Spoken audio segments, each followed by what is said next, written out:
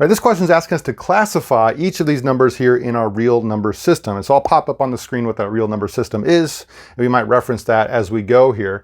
This first one's going to be -8/3, and so it's not natural. That's like our counting numbers. The counting numbers, including 0, are whole numbers.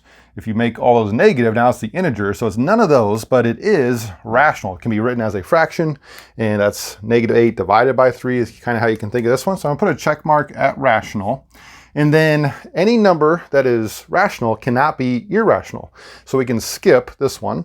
However, it is in the real number system, so we are going to put a check mark over there by real.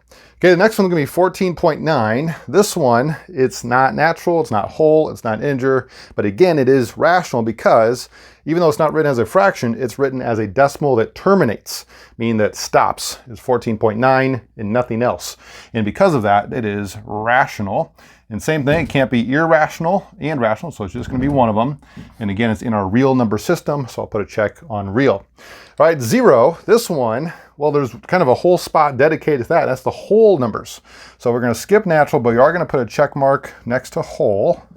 And that means that it's also going to be an integer, because an integer, if I pop that picture back up here for us, the whole numbers are inside the integers are inside the rationals. Can't be irrational, but those are all real numbers. So this one has a few different check marks, about 4 of them. 11, similar, except this one is one of the counting numbers. If I start counting, 1, 2, 3, 4, 5, 6, 7, 8, 9, 10, I eventually get to 11. So it's going to be all of these for that same reason as before. Those other ones are kind of inside, or I should say the natural numbers are inside the whole, inside the integer, inside the rational. Can't be irrational, but it is real. Okay, -5. This one, it's not natural because it's negative. It's not whole because it's not 0.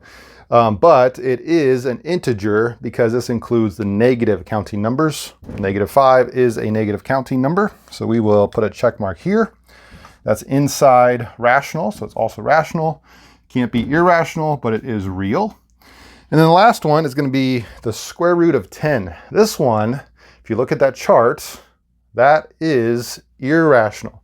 So it can't be any of these other ones, which are rationals and inside the integers and wholes and naturals, but it can be on the other side, the irrational. So we'll put a check mark there. And actually irrationals are still part of the real number system. So if you have similar type problems, hopefully this helps you out.